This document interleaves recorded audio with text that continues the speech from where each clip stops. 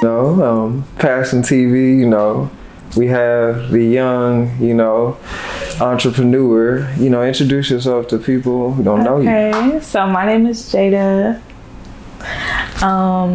Okay, sorry. Okay, so my name is Jada. I'm a creative entrepreneur. I am from around the way. So you can call me a Southern Belle. No, I'm just kidding. But ignorant art is my life, and it's ignorant art, okay? Ignorant art, and then you add the branding. So ignorant art is my passion project. I make clothes that are made to inspire and influence the culture. My goal is to bring pride and power back to the community.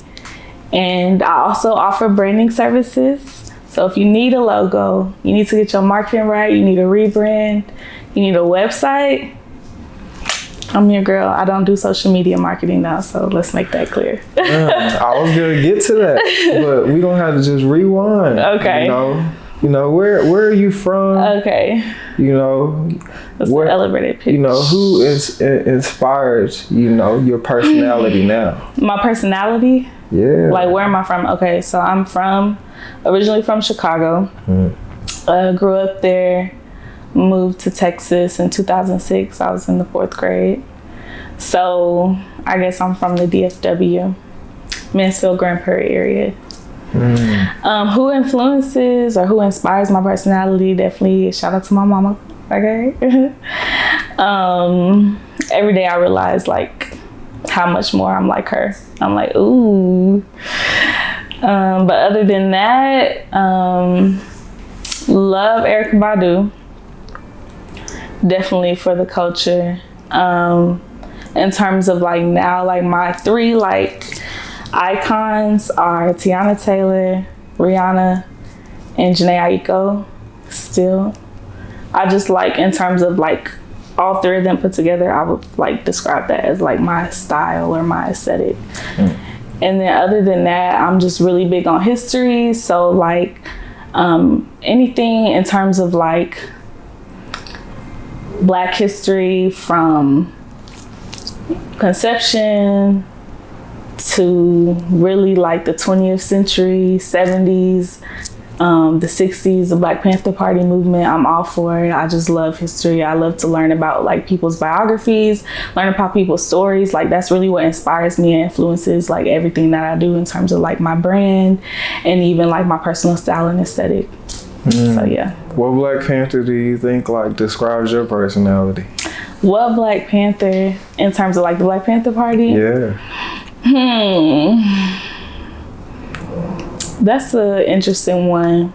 I really wouldn't even know if I would more so even say a Black Panther, but definitely more so like just as the Black Panthers, where I'm definitely like influenced and inspired by Malcolm X and his story.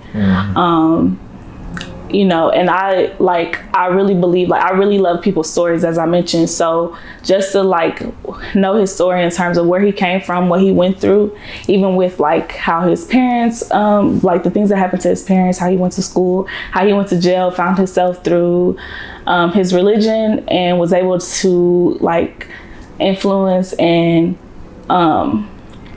make change in terms of the way people think and inspire. Like revolution is like what I love. So that's probably like who I would compare myself to the most, or say who inspires me the most from the revolutionary movement. But in terms of Black Panthers, I don't know. I'm inspired by all of them, and I like to see and I recognize and see all their flaws as well.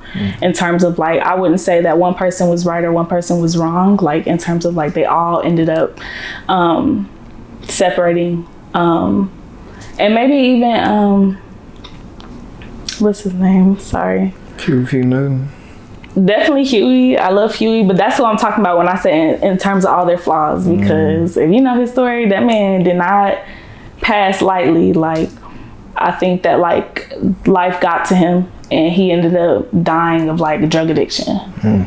So that's what I mean in terms of like all their flaws, because those are people real life. And then we look back at it now or we hear their stories or we watch how the media depicts them, even how someone may make a movie about those person. Like I was talking to somebody the other day and I was like, Wu-Tang immortalized themselves by creating that show that they made, because if you think about the 2000s kids or even the kids that was born in 2010 probably who will watch that and they don't know what Wu-Tang even really looked like. So they're going to imagine these characters.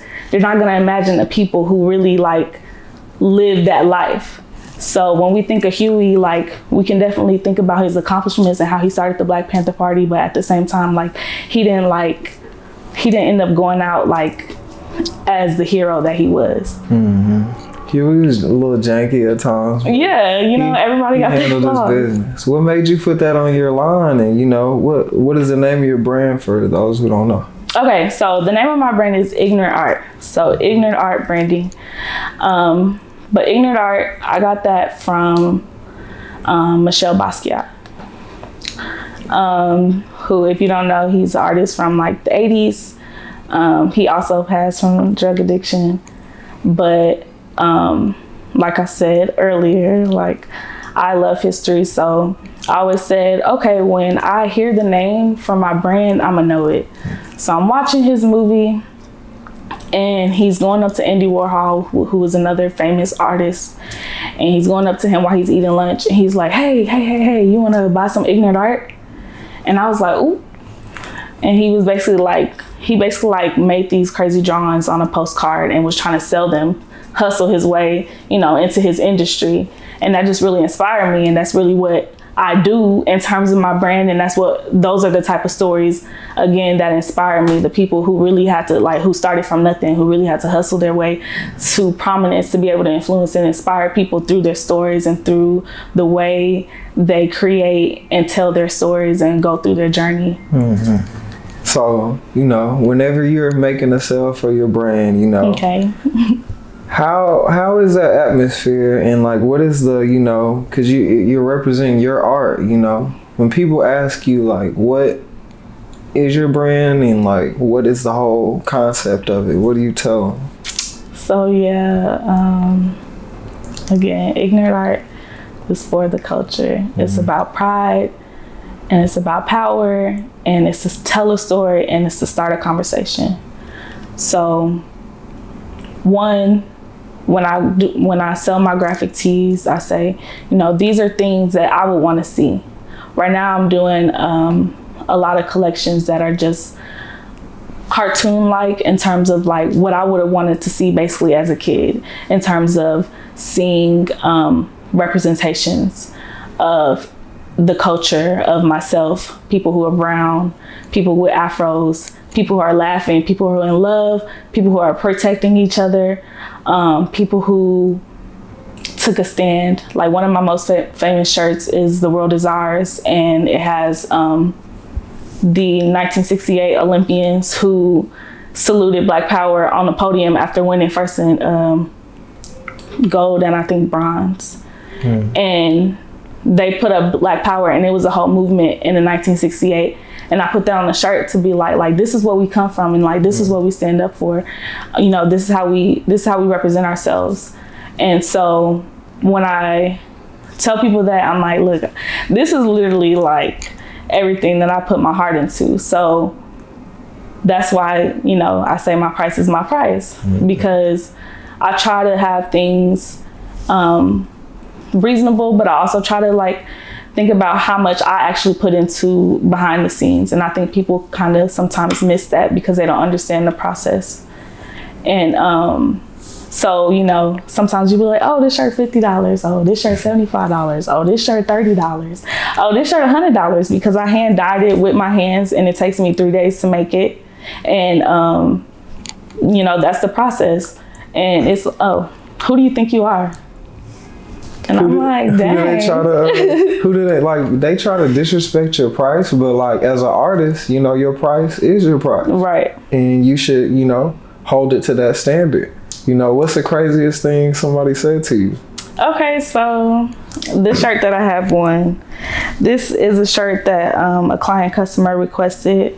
They wanted the Kobe 8. And I'm not typically one to put anyone who has especially recently passed on a shirt and try to sell it for profit. So when I had the request, I was actually happy to do it because I'm like, that's difficult. Like I'm up for the challenge, and I would love to honor, Kobe. And took a lot to get the shirt done. Did not come out the way I wanted to first, second, or third time. And so I ended up with 2 shirts, sold one for $50. I'm at SneakerCon. What did that feel like though? The first sale, it felt good because when no matter what I sell something to somebody for, especially if I'm making it with my hands, like I want to get it right. Like I want it to be special. I want you to, when you have that shirt on, I want you to know like love was put into it basically. So a lot of times when I'm making clothes for people, in terms of especially like with my tie-dye, I'm kind of anxious because I want to make sure like this is your favorite shirt. Like I want to make sure you love it.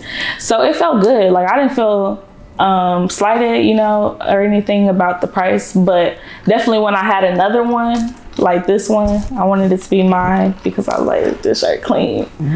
But when somebody asked to buy it, I was like, okay, what do I want the price to be? Because it's here. And I was like, okay, the price is $200. They like, they trying to talk me down at my price, talk me down. And I'm like, this is not a swap meet. Like, that's what I want for it. This is what I did. I don't plan on making another one of these shirts because it's not easy to make. And it was by request. It's a special shirt. It's one of 2 shirts ever made that look like this, so that's the price. And then they was like, well, you're not Virgil. And I was like, okay, so how you think Virgil got to be able to sell stuff for what he sold stuff for? So what do you mean? Like, how are you gonna tell me that I'm not worth it because my name not clouded and you don't even know who I am? So how'd you come about like selling clothes? Like, what'd you go to school for, and where did you go to school? Okay, so I went to school at the University of Houston. Well, that's where I graduated from.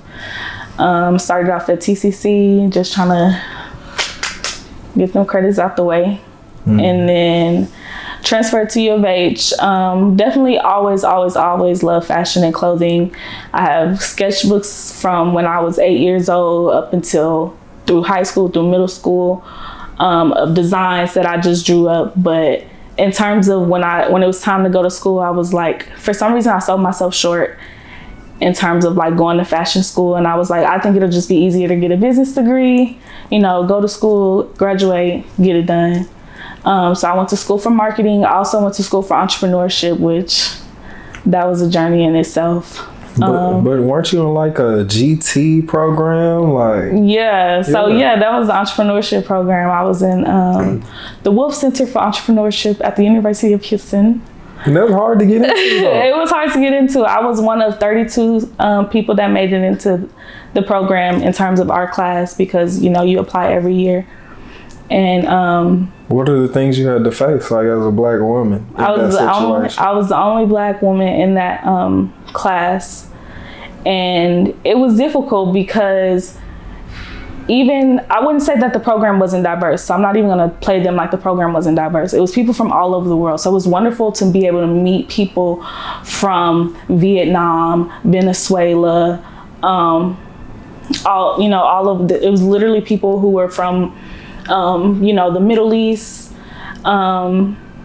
Indians, all type of people. So I really got to understand their culture, but at the same time, it was exhausting because I never got to be myself. So I always had to go in there with a mask on, and I always have to like handle the microaggressions and have to, let me watch my tone, or let me, not speak up. So it was pretty exhausting, and it ended up taking a like heavy toll on me mentally. So I ended up not finishing the program. I ended up having to leave because it was just too much. And after leaving that program that same semester, I relaunched my business because I started. You left in style though. You left on a flight. Nothing said. You know what I mean? Had to, and it was just too much. And I mean, at the end of the day, that same semester, I relaunched Ignorant Art. I came out with, I did my first pop-up shop, brought out, friends who were artists, in terms of my friend who raps, Avaze,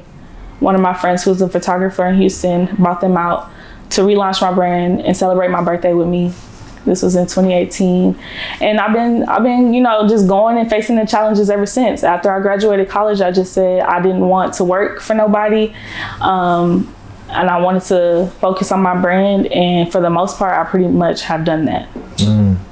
So with the materials and stuff like that, do people rush you when they want things done? For the most part, I feel like I deal with people who are more understanding than even I am with myself. Like, I feel like I'm a little bit harder on myself than my clients typically are on me. But I have had people who pretty much rush me, and I just be like, okay, well, just have to dismiss them, because at the end of the day, you're not for everybody. So, you can't rush the process. And for the most part, I do tend to deal with people who understand that. So it is what it is for the people who don't. What kind of girl were you in your younger days, like 6? 6? When I was 6 years old? Yeah. Ooh, I definitely was a different girl. I definitely was like a more extroverted kid than I feel like I am now. I was that kid waving at people in the parking lot. What's up? I was, I think that was like the first year I ever started being a cheerleader. So I don't know, I was just cute, but. Didn't you do cheering at U of H? Yeah, no. Where was that? I cheered at UTA, but I didn't make it through the program because they tried me as well as a black girl. How they try you? Oh, they tried me now. So yeah, same with UTA. First of all, let's just, it is what it is. Like, self-awareness. I understand, I'm just not everybody's cup of tea. But at the same time, I also just always feel awkward. Like, I have social anxiety, but not on the Summer Walker, extent. But at the same time, I never feel comfortable in a room that I'm not familiar with.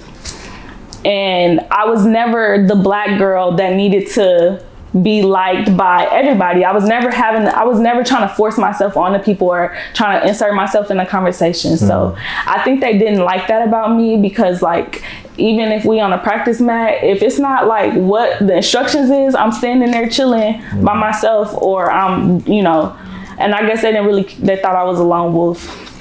So they basically sent the token black girl to charge me up, and I just said, I'm out.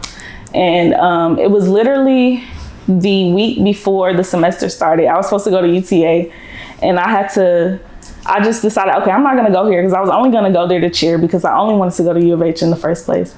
So I was only going to go there to cheer, and literally the week they tried me, I said, I'm leaving. Signed up for TCC. All the classes was pretty much closed, because literally it was only a week before, the deadlines had already passed.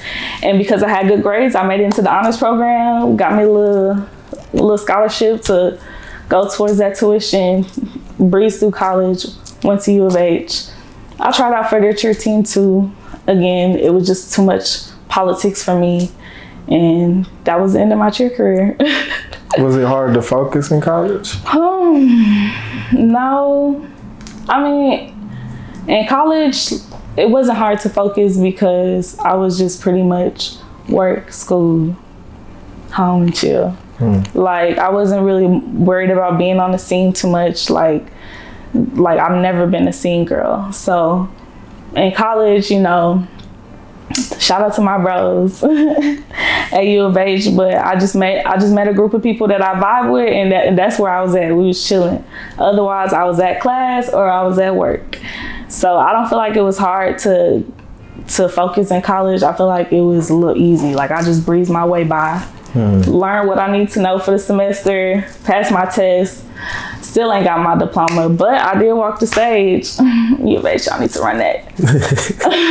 You gotta go online to do that. Get that I know, and that's why I don't be feeling like doing that, because I feel like I gotta go up to the school or something. Nah, and they gonna charge me probably. You ain't no mama yet. And I ain't been pressed about it, so. You say you ain't been pressed about it? No.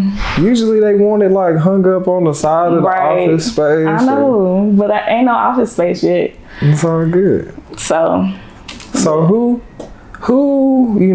gave you this flavor and just put you on game with like just Black culture in general? Like, why are you so well versed in that? Oh, sorry, I'm over here messing with the mic. You said who put me on the flavor of Black culture? Yeah, because your brand is just on some like Starsky Hutch kind of like sucker, come here, sucker. Like, you know what I mean? Like, I like stuff like that. You know what I mean? Nah, that's definitely where the graphics is going. Like, that's the vibes. Like, definitely. But that's crazy. Nobody. I literally, I just was curious. And again, like I said, I was never on the scene. I never felt like I fit in. And I hated when I would have to go around and try to fit in. It just didn't feel comfortable for me.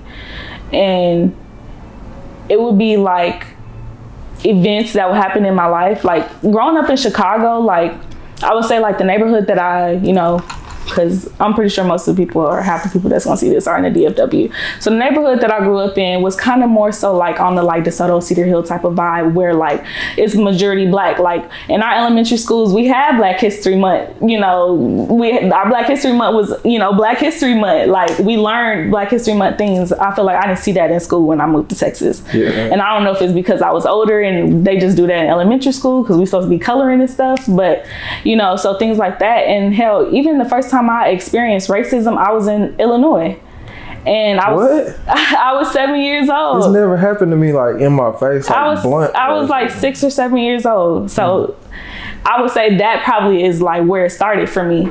Because what was the situation like? So Lifetime Fitness, I know that's where y'all be going to hoop and stuff. So that's where my mom used to go work out at when we lived in Illinois, and she used to take me to the little daycare. They had little jungle gyms. They had computers. You could do computer games and stuff. So I'm in the jungle gym, and I asked this one white girl, she wanted to play with me, and she was like, "My daddy said I can't play with Black girls." Damn. Or Black kids or something like that. And I was like, You didn't see color at that time. I didn't see color. And even though like my school wasn't that mixed, it wasn't like evident to me, because even when I started cheering, I was cheering in more white cheer teams. That's really like most cheer teams, and then you have your Black cheer teams, but they be dysfunctional. It's politics like it's that? Politics like that. And so that was the first time I experienced racism. So then when I got to Texas, it was a culture shock for real, because our schools were mixed. I was in Mansfield, so I was, can't tell all my stories, but. You was what? No, I was just beefed up. No, you was a fighter for sure, but I need them to know that. Like, they don't need to know that. No, but they need to know like why, you weren't the starter. Okay, but I don't know. I definitely had to hem up a couple like white boys a couple times when I first got here, but it was just, I don't know, it was different. But even like microaggressions like, Jada, if I were a Black girl, I would want to be you. And it's just like, what does that even mean? Or when you like get into dating, you 15, 16 years old, you get into dating and Black dudes talking about I don't really date Black girls, or you the only Black girl that I kind of like. For the most part, I date mixed girls. And so I'm hearing that. I'm like, nah, bro. So I'm like, when I'm seeing that, I'm charging people up. Like, that's not cool. Like, that's not right. What's the point of that? Why you feel like you can exclude like a whole group of people? You can have your preference, that's fine, but and then by the time I got out of high school, I was just like, well, feel how you feel. Like, I don't want you, okay? So. You ever dated outside the race? No. Why not? I don't know. It's just not for me, I guess. A lot of people just, that's just what they like. I can't be mad. No, there's nothing wrong with that. Yeah. I have mixed cousins. mixed families, I really don't have too much of an issue. It's more so when people try to make it an issue. Yeah. Like when you try to make people feel uncomfortable or make people feel a certain way. You don't have to brag about anything. Love is love, you know, at the end of the day. But don't try to be like, oh, I don't date black girls because they this and this and this and this. Now it's a problem. You can say this is what I like. You can say this is who I want to date. I don't care. I'm not finna be bothered about it. It's not my problem, you know. But their mamas are black though. Exactly. So that's why I'm like, you can't even be doing all of that. That's what I think. Yeah. That's probably why. Because I feel like when you have to go and say, I don't like somebody because of this, because of a personal experience, then you got a personal issues that you need to overcome. Like you need to overcome that trauma. Whereas if you fall for her, you fall for her, like it ain't nothing wrong with that. So I can't say, no, I'm not going to date outside my race. But I just haven't, you know, met somebody who would influence me to. But there's nothing wrong with that, you know. Everybody has their own preference. That's what I'm saying. I just be wanting to know, like, why a person thinks negative. Why don't you just think wide open, like whatever. Right. You know, let everybody do them. Right. You know. But, you know, what was your first pair of shoes where you was like, I'm really about to go crazy tomorrow?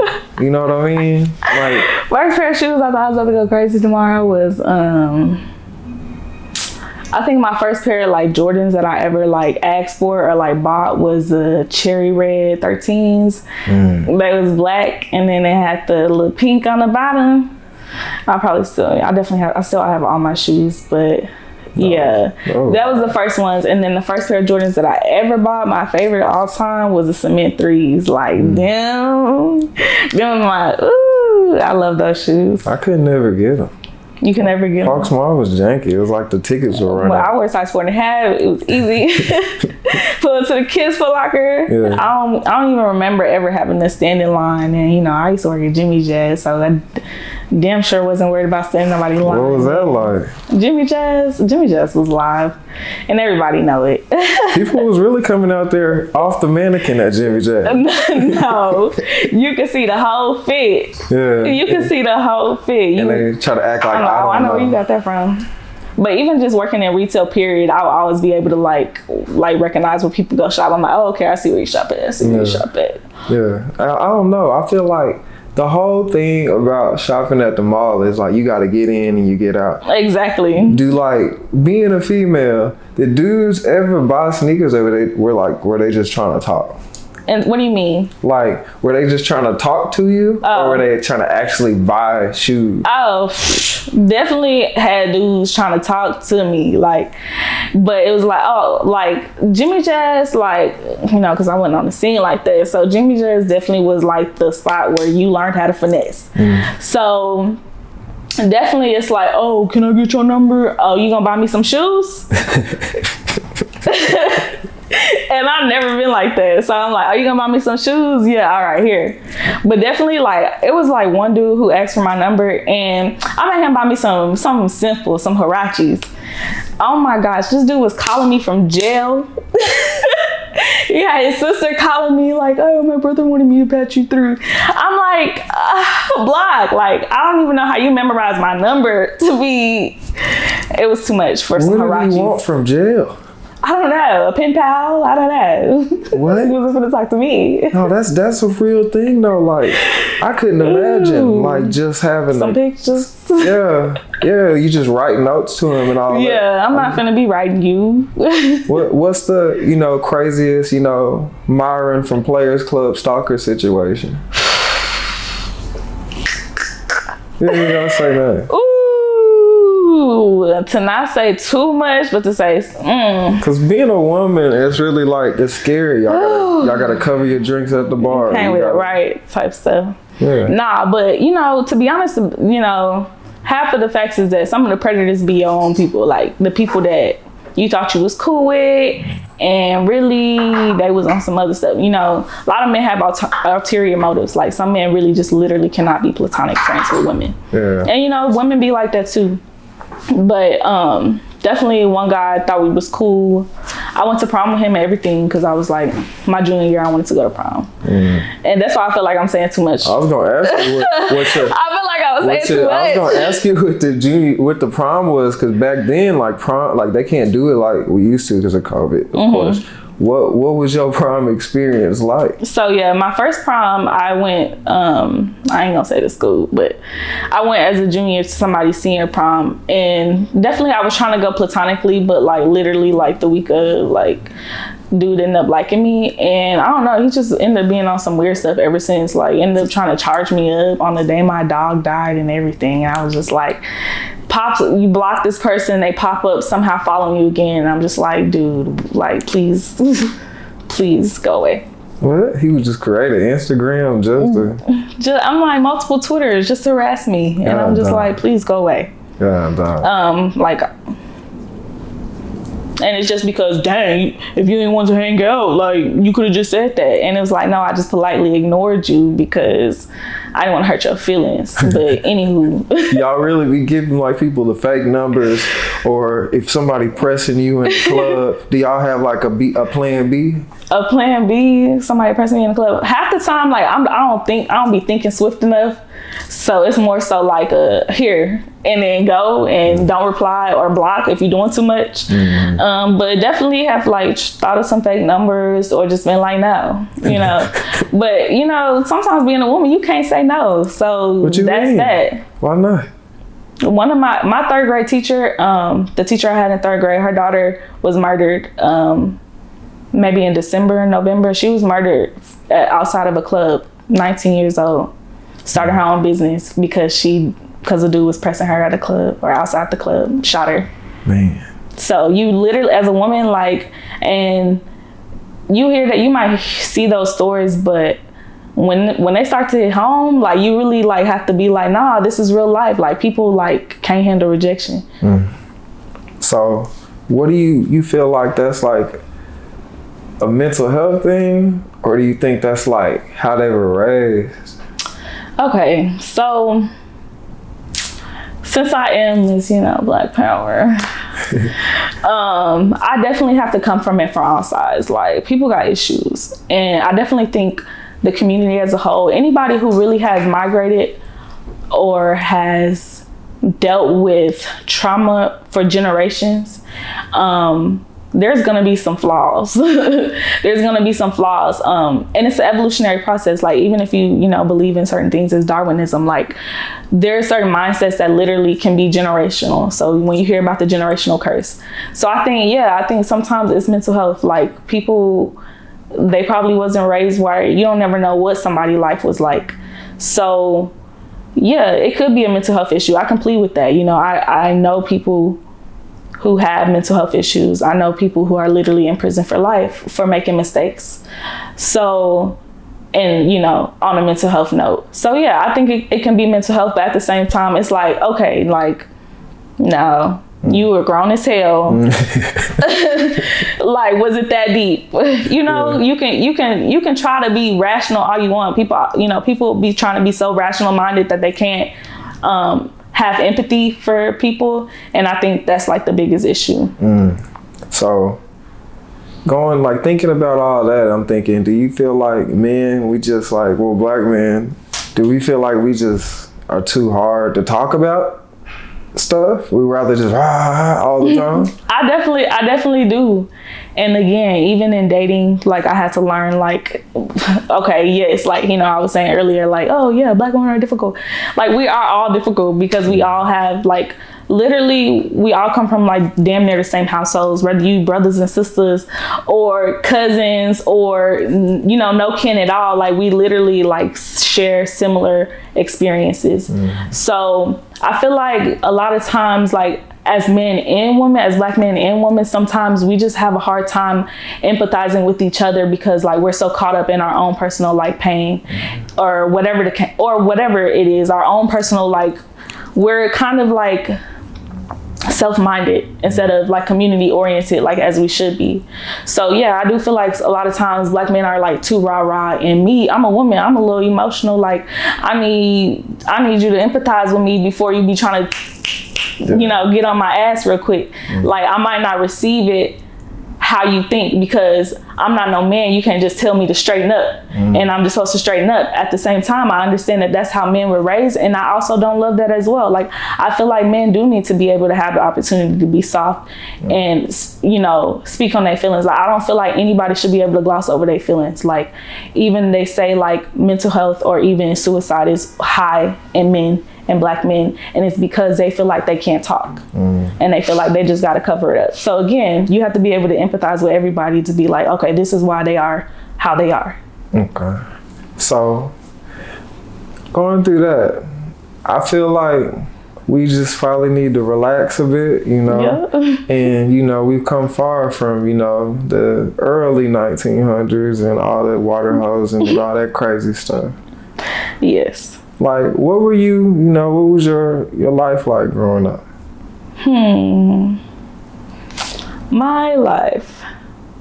So I come from like middle class upbringing. I say I'm a suburb baby because I don't know, I feel like some people be ashamed to say they're from the suburbs, and it's like, nah, I'm not a city girl. I'm not a hood rat. I'm a suburb baby. I'm very green sometimes, you know, where the grass at. But just because like I grew up in the suburbs, I've always, since I was 5 years old, probably lived in like 5-bedroom houses, you know, for the most part, newer homes. So I'm a little spoiled when it comes to like my standard of living.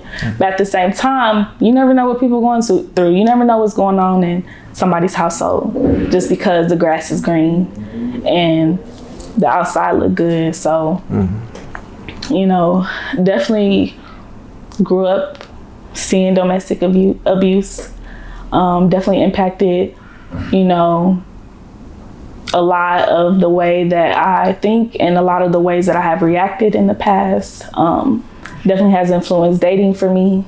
Definitely has influenced, again, the reason why I promote the things that I promote, the reason why I promote the family unit, the reason why I promote love, the reason why I promote protecting one another, the reason why I try to show the images that we need to see, because I definitely want to see our communities healed. Like, these are things that impacted me, and I hate to I don't really even want to go into like the way, you know, I was raised, because I love both of my parents and I see both of my parents' stories for what they are.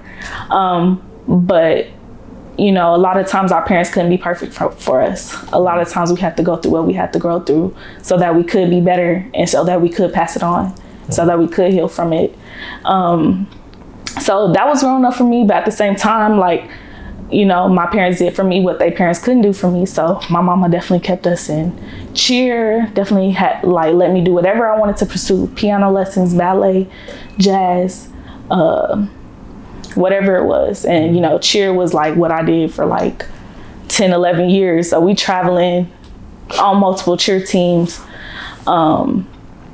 And, you know, just running around sacrificing for us. So definitely respect both of my parents, and definitely have like the utmost respect for my mom, especially. Shout out mama. Okay. You know what I mean? So what would you tell a younger you?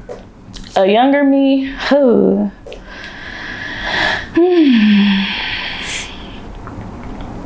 I feel like, for one, like I would tell like maybe even like teenage me, like nothing matters. Like none of it matters. Like you don't have to react. You don't gotta feel no type of way. You just gotta move.